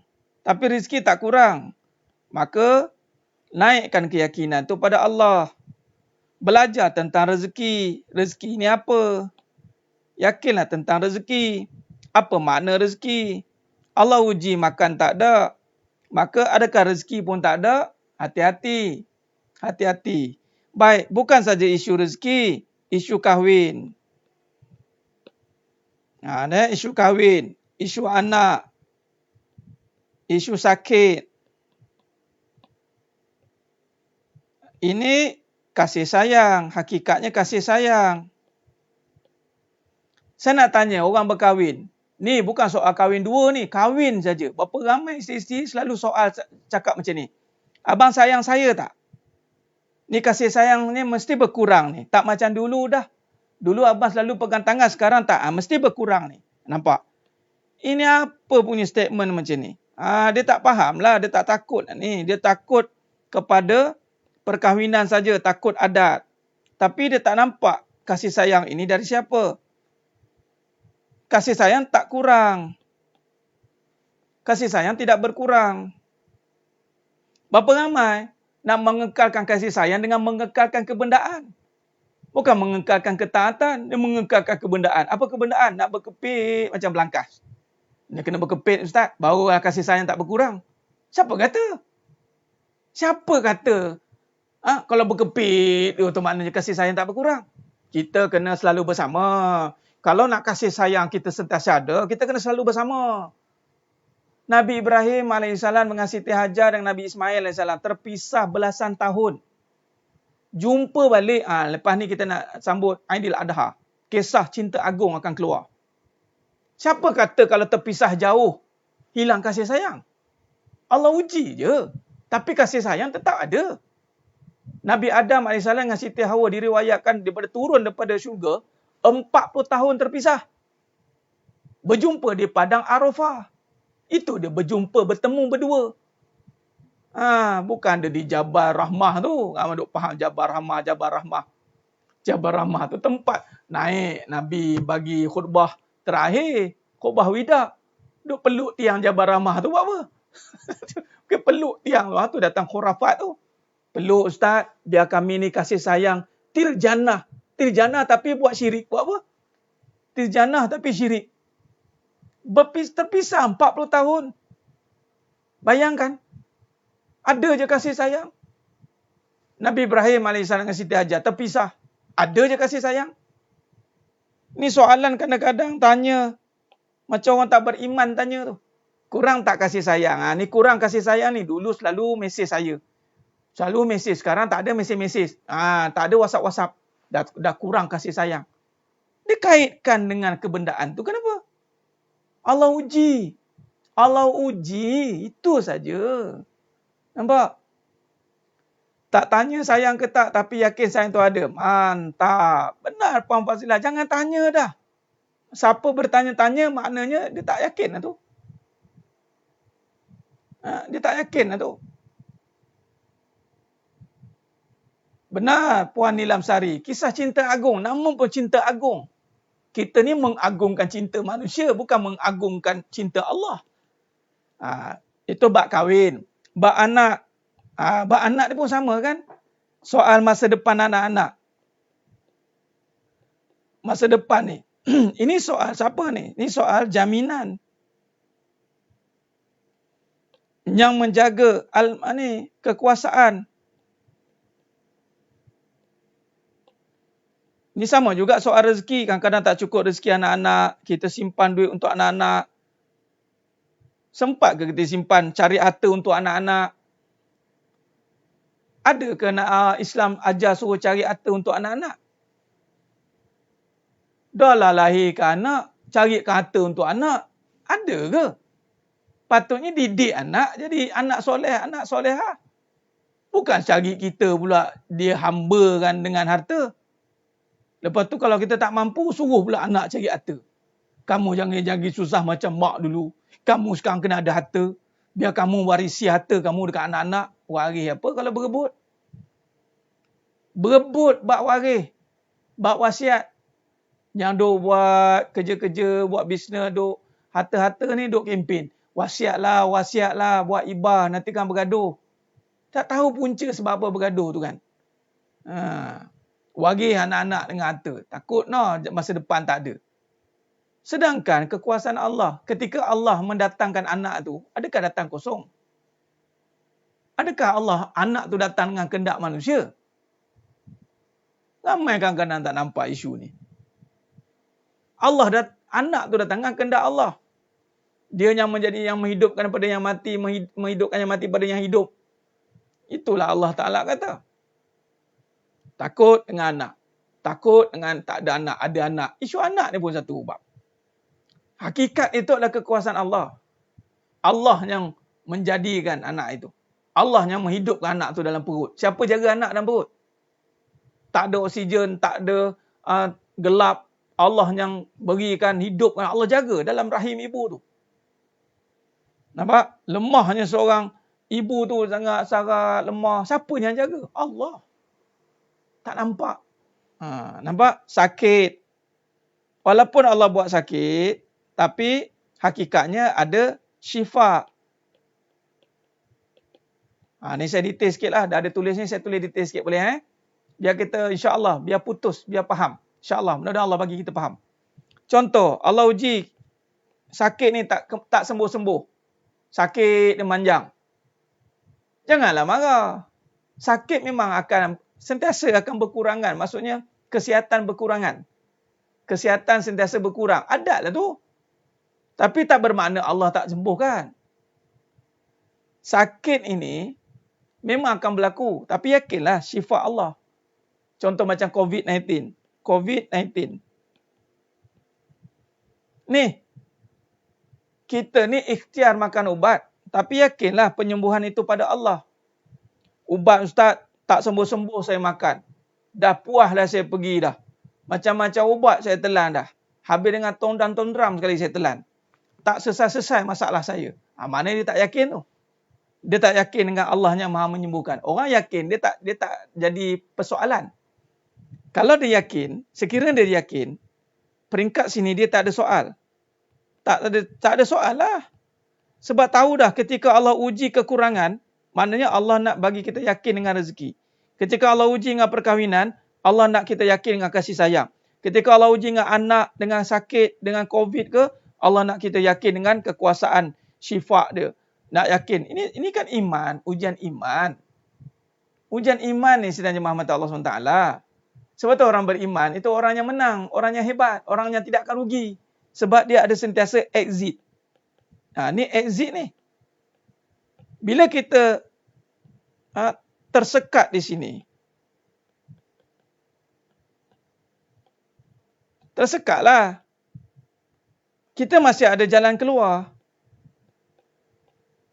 Inilah datangnya takwa.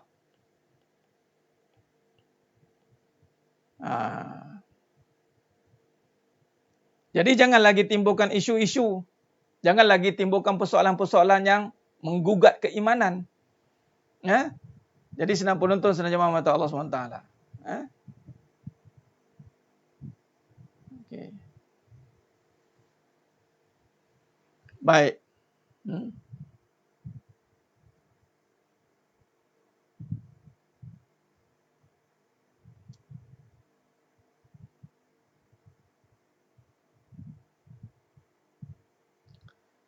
Biar free hair janji bersih hati. Tak kena, tak boleh. Itu syariat kena buat. Wajib. Syariat itu wajib. Okey.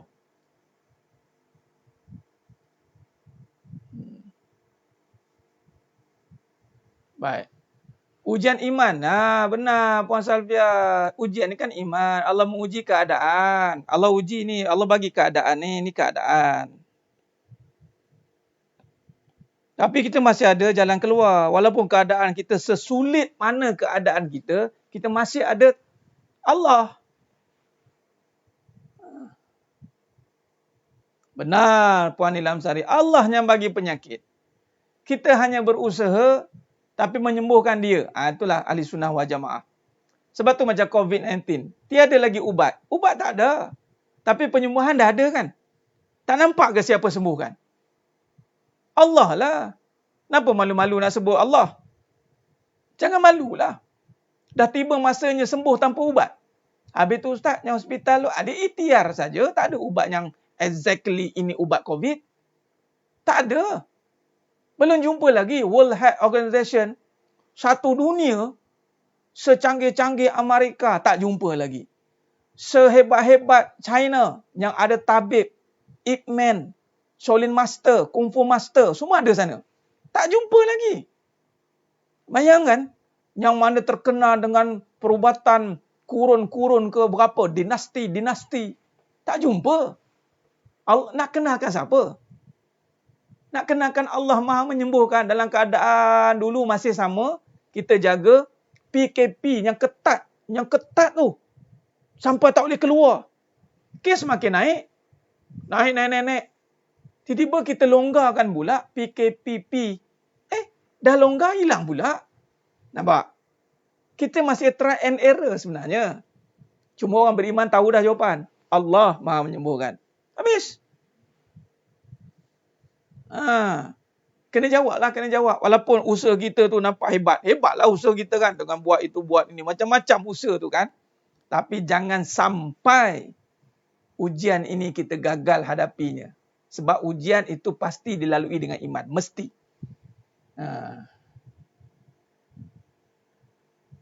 Sebelum kahwin lagi kita bagi tahu dah kat bakal isteri yang kita nak poligami. Tapi bakal isteri tak boleh terima. Boleh bagi ulasan sebab isteri itu masih dalam kejahilan lah.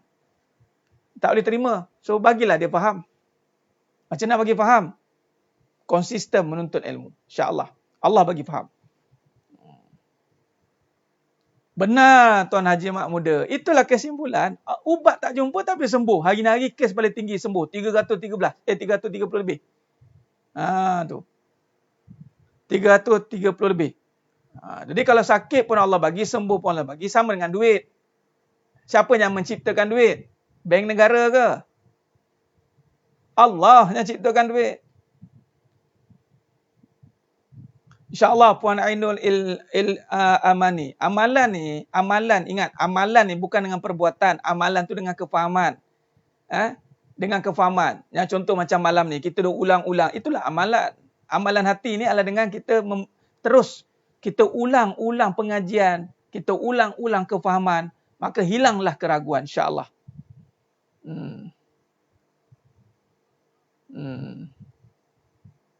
Ya Tuan Raja Sariza. Sebab itulah hara jadinya bila tak didedahkan dengan dosa dan pahala.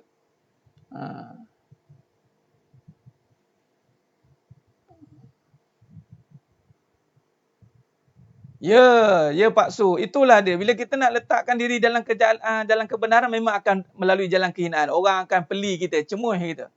Pelekeh kita. Baik. Jadi nampak. Okey. Baik, sambung tadi. Ini syariat tadi. Wal ju' ni lapar. Cuba tengok. Wa naqsi minal amwal, kekurangan harta. Ini pun Allah uji. Harta ni Allah nak cerita tentang usaha. Usaha ni dia melibatkan apa? Tenaga ataupun kederat. Walaupun kekurangan harta tak bermakna tenaga atau kudrat ini berkurang juga. Maksudnya apa? Jangan putus asa. Sebab tenaga dan kudrat ni sentiasa ada. Tenaga dan kudrat sentiasa ada. Usaha ni, harta ni memang berkurang. Dapat awal bulan, ujung bulan habis. Habis harta tak bermakna habis usaha. Saya dah habis usaha lah Ustaz, harta saya habis. Tu nama putus asa tu. Saya dah give up lah Ustaz. Saya tak tahu nak buat apa dah. Tu namanya putus asa. Walaupun harta habis, usaha jangan habis. Usaha tak pernah habis. Bila nak habis? Mati baru habis. Nampak? Usaha takkan habis sebab usaha melibatkan tenaga. Penat, beza. Penat lah. Penat itu adat. Penat, rehat lah. Penat, rehat. Tapi usaha jangan habis. Jangan sebut, saya habis usaha dah Ustaz. Ya ke habis usaha? Belum habis usaha lagi kot. Ke masih tak faham bahasa? Usaha mana boleh habis? Usaha tu sentiasa ada. Usaha inilah dipanggil jalan keluar. Wa may yattaqillaha yaj'al lahu makhraja wa yarzuquhu min haitsu la yahtasib. Wa may yatawakkal 'ala Allahi fa huwa hasbuh.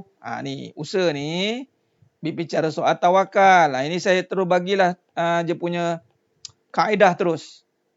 Jadi usahalah dengan yakin, bukan yakin dengan usaha.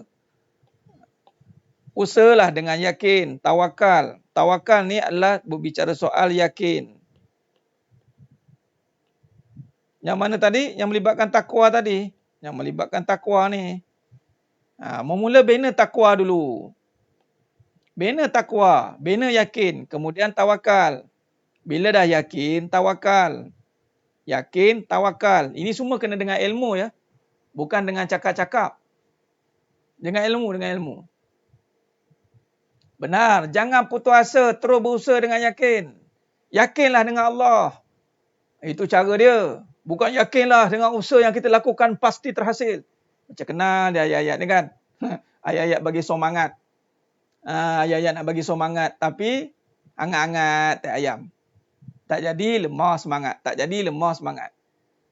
Harta habis, bukan habis usaha. Betul, harta memang habis. Jadi jangan kita putus usaha. Salah tu. Wa naqsi minal amwali wal anfus. Jiwa sama juga. Harta jiwa pun akan habis ataupun mati. Tapi usaha tak mati. Dia mati ni pun kaitan dengan usaha juga. Biar kita mati tapi usaha berjalan. Itulah panggil amal jariah. Ini kita akan kaitkan dengan dibelah. Cara kita nak atasi ujian ni semua dengan ketaatan. Semua dengan amilus solihat, dengan amal kebaikan nanti. Biar kita mati tapi jariah berjalan. Sebab tu tahniah kepada semua yang mana yang ada harta, sedekah harta. Tapi sedekah paling tinggi tu sedekah masa. Dia gunakan masa untuk taat. Saya nak poligami. Tiba keluar tajuk poligami ni. Takbir. Allahu Akbar. Luar biasa ni. Tak masuk tajuk poligami pun tak poligami. InsyaAllah. Biar mati hanya jasad. Allah uji dengan kematian. Tapi sebenarnya hakikatnya tidak. Kita hanya berpindah alam. Yang mana mati adalah gerbang utama untuk jumpa kepada satu keadaan yang lebih kita impikan. Itulah kehidupan abadan abada. Walal akhiratu khairul laka minal ula. Walal akhiratu khairul laka minal ula. Yang akhir akan lebih baik daripada awal dunia. Akhirat lebih baik daripada dunia. Syurga itu impian kita, dambaan kita. Boleh nampak sikit-sikit sedang jemaah mata Allah SWT ujian? Baik, tak apa, nanti saya akan buat kesimpulan.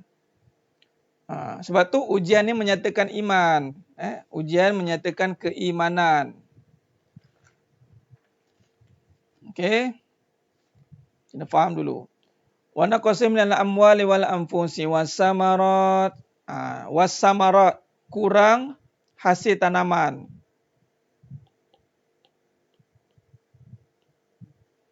Hasil tanaman ni berbicara soal sumber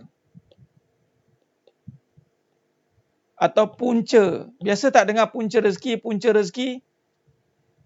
Hasil tanaman ni berbicara soal punca juga. Punca apa? Punca pendapatan. Allah uji kadang-kadang punca pendapatan terganggu. Macam sekarang ni. Tapi jangan kita kaitkan saya hilang punca, Ustaz. Punca rezeki saya hilang. Contoh. Punca rezeki kekal. Ini pada Allah. Ini pada Allah. Nampak? Wa naqsim minal amwali wal anfusi was samarat wa basyiris sabirin. Allah bagi tahu, kabarkan berita gembira, kabarkan berita gembira bagi orang yang sabar. Wa basyiris sabirin. Ujung daripada ayat tadi Allah kata kabarkan berita gembira bagi orang sabar. Apa kaitannya?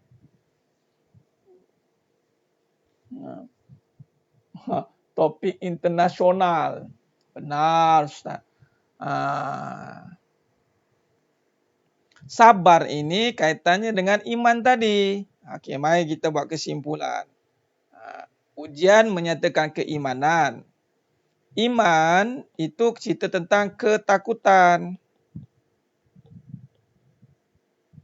Ketakutan, takut kepada Allah. Barulah kita masukkan harap. Tadi Puan Nilam Sari kata, harap, bila takut, maka kita kena harap kepada Allah. Ini cara dia. Jadi sekarang ni, kalau kita jadi orang sabar ni adalah orang yang membina keimanan dia dengan meletakkan ketakutan pada Allah. Takut pada rezeki. Takut pada kasih sayang. Takut pada tadi usaha tadi. Semua ni kita takut ni. Takut pada apa tadi? Mati tadi, nyawa. Semua ni kita letakkan kembali ketakutan itu, kembalikan kepada Allah. Jadi kita takut bahawa sekiranya Allah menyekat atau Allah menghalang semua ini. Sebab ini semua kekuasaan Allah. Ini semua dalam kekuasaan. Maka kita kena berharap. Kaedahnya adalah kita kena berharap dengan hati yang yakin. Yakin ini dibina dengan ilmu, kefahaman. Contoh tadi kita fahamkan balik tentang rezeki. Inilah langkah yang pertama. Kita jaga balik hati ini dengan membina keyakinan. Membina keyakinan dengan memahami topik-topik yang Allah uji tadi. Allah uji kita tentang makanan. Kita mengaji tentang rezeki. Allah uji tentang perkahwinan. Kita mengaji tentang kasih sayang. Maka ini semuanya pengajian tentang akidah.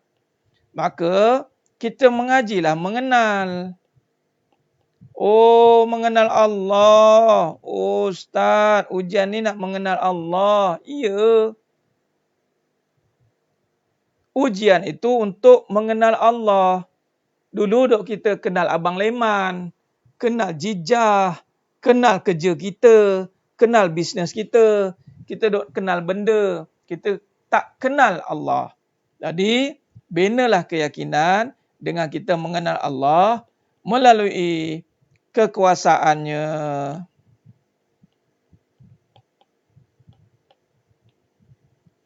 Itulah makam Iqra bismi rabbikal ladzi khalaq. Iqra bismi rabbikal ladzi khalaq. Tu dia. Maka lepas pada ini belajarlah untuk melihat dengan nama Allah supaya hati kita terpelihara.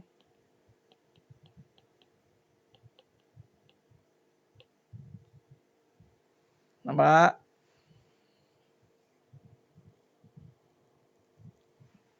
Terpelihara. Tu dia. Bila terpelihara, barulah datangnya pertolongan Allah.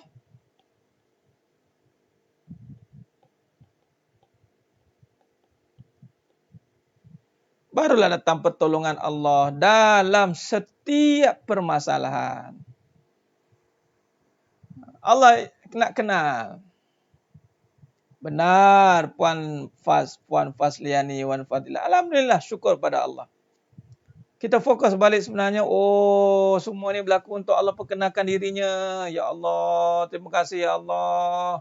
Dulu aku nampaklah ubat. Ya Allah, dulu aku nampaklah duit. Ya Allah, dulu aku nampak suami aku. Ya Allah, dulu aku nampak isteri aku. Sekarang bila kau uji, ya Allah, aku nampak engkau ya Allah. Allahumma salli ala Muhammad.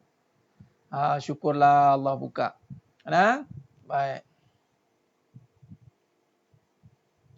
Ya, boleh rosak akidah. Benar Puan Nurul Sakinah. Kalau Allah uji kita miskin, lalu kita menyoal, kenapa aku? Maka dia tak redha dengan takdir. Tak nampak kekuasaan Allah.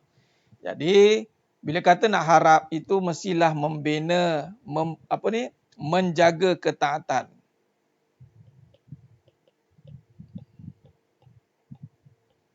Dan percayalah ketaatan ini berbayar. Ketaatan adalah berbayar, ya, bukan free. Apa berbayar? Itulah ganjaran Allah. Allah bagi ganjaran. Ingat, percuma ke dengan Allah? Nothing's free. Dengan Allah tiada yang percuma. Semua berbayar. Tak ada percumanya. Semua berbayar. Orang kata, mana ada percuma Ustaz kat dunia ni? Ya betul. Dengan Allah pun tak ada percuma. Tak ada istilah saja-saja. Dengan Allah tak ada istilah saja-saja. Semua dikira. فَمَنْ يَعْمَلْ مِثْقَالَ ذَرَّةٍ خَيْرًا يَرَهُ وَمَنْ يَعْمَلْ مِثْقَالَ ذَرَّةٍ شَرًّا يَرَهُ. Semua berbayar. Macam malam ni. Sampai pukul apa ni? 11.20 ni. Terkebir-kebir lah ni. Ustaz nak ngantuk ni. Ustaz ngantuk ni. Terkebir-kebir. Berbayar. Allah bayar. Kita penat-penat. Allah bayar. Ujian kita harapan dengan kita sabar. Kita nak lihat Allah. Kita jaga ketaatan. Allah bayar. Dan berbayarnya Allah. Ganjarannya bukan ganjarannya kecil. Bukan sekadar dunia. Dunia ni kecil di sisi Allah. Kul mata'ud dunya qalil. Katakan dunia itu kecil. Walal akhiratu khairul liman ittaqa. Dan sedangkan akhirat itulah yang lebih kekal. Jadi, take it easy. Take it easy. Ambil langkah bertenang. Semua yang berlaku, semua berbayar. Ingat, kalau kita buat kejahatan, kita lalui musibah dengan kejahatan, pun ada bayaran dia. Allah akan balas nanti. Kalau kita lalui ujian itu dengan keyakinan dan kita bina mengenal Allah Ta'ala dengan jalan ilmu, kita menuntut ilmu, kita kaji lagi dalam, maka pun dibayar oleh Allah Subhanahu Wa Ta'ala. Ingat, nothing free with Allah. Itu tagline dia. Mencari isteri yang boleh dengar taklim. Tuan Syahrizki. InsyaAllah dalam ni ramai ni ada ni. Mudah-mudahan ditemukan jodoh dengan Tuan Syahrizki. Kahwin lagi ni. Tuan, ni. Mana Tuan Syahrizki. Cari calon isteri yang keberapa? Yang belum kahwin ke ataupun kahwin lagi? Baik. Jadi, insyaAllah. Ya, paling untung. Buat Allah sikit, bayar lebih. Baik. Jadi sedang penonton, sedang jemaah mata Allah SWT. Baik.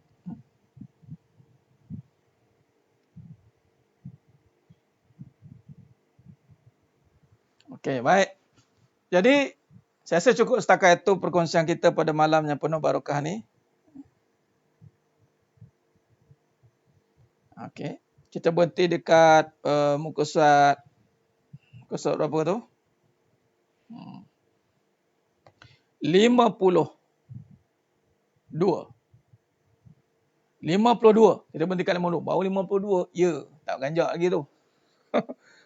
Tajuk ujian ni panjang sikit. Khair. Calon tak nak dengar cerita poligami. Ada insya-Allah dalam ni ramai. Insya-Allah dalam ni ada yang sanggup dengar untuk poligami. Amin ya rabbal alamin. Sila munculkan diri. Munculkan diri insya-Allah. Khair. Baik, insya-Allah pasti Allah temukan. Jodoh ni urusan Allah. Kita berharap pada Allah. Kita ikhtiarkan sedikit, kemudian Allah akan aturkan insya-Allah. Baik, jadi terima kasih banyak kepada semua sidang jemaah mata Allah SWT atas masa yang panjang yang kita berikan malam ni. Panjang ni, perbahasan kita sampai 11.30 ni. Kita mula tadi pun pukul 9 lebih, 9.45, 9.10, sejam setengah. Baik, ni selamat sikit dah faham. Baik, insyaAllah Tuan Raja Sarizal. Ya, bagi faham dulu. Dua-dua sama-sama faham, barulah sefahaman. Nah, Puan Siti Abidah, kita belum dapat ke? Allahumma salli ala Muhammad. Adalah terselit tu. Tak apa, besok saya tengok. Terima kasih banyak. Okey, terima kasih banyak. Jadi cukup setakat itu. Mudah-mudahan Allah berkati kita semua. Mudah-mudahan semua yang menonton pada malam ni Allah ganjarkan dengan ganjaran pahala yang sebaik-baiknya. Dan yang paling penting Allah ridha atas semua perkara yang kita lakukan pada malam ni. Dan Allah ridha atas seluruh kehidupan kita insya-Allah. Amin ya rabbal alamin. Dan Allah pilih kita untuk dimasukkan dalam syurga tanpa hisap. Amin ya rabbal alamin. InsyaAllah ketemu lagi kita pada siri yang berikutnya. Sambungan pada masih dalam kita membincangkan hakikat ujian dan musibah pada sambungan pada malam esok. Teruskan bersama dengan saya dalam pengajian online Hakikat Kehidupan insyaAllah. Bantu-bantu sebarkan kebenaran. Bantu-bantulah sebarkan kebaikan. Jadilah ejen kepada kebenaran yang menegakkan kembali kebenaran di saat penuh dengan fitnah di akhir zaman ini insya-Allah. Mudah-mudahan kita terpilih untuk menjadi pejuang dan penyebar kepada kebenaran di akhir zaman insya-Allah. Jadi terima kasih banyak. Mohon maaf di atas segala kekurangan, terkasar kata, terkurang bicara. Mudah-mudahan Allah sajalah yang mampu menyempurnakan perbincangan kita pada malam yang penuh barakah ini. Jadi cukup setakat itu. Aku qouli hadza wa astaghfirullahalazim li wa lakum. Wabillahi taufiq wal hidayah. Assalamualaikum warahmatullahi wabarakatuh. Kita tangguh dengan tasbih kafarah dan suratul Asr. Subhanakallahumma wa bihamdik. Asyhadu an la ilaha illa anta astaghfiruka wa atubu. Bismillahirrahmanirrahim. Wal 'asr. Innal insana lafi khusr. Illa alladziina amanu wa 'amilus shalihat. Wa tawassaw bil haqq wa tawassaw bis sabr. Wallahu a'lam bissawab. Takbir. Allahu akbar.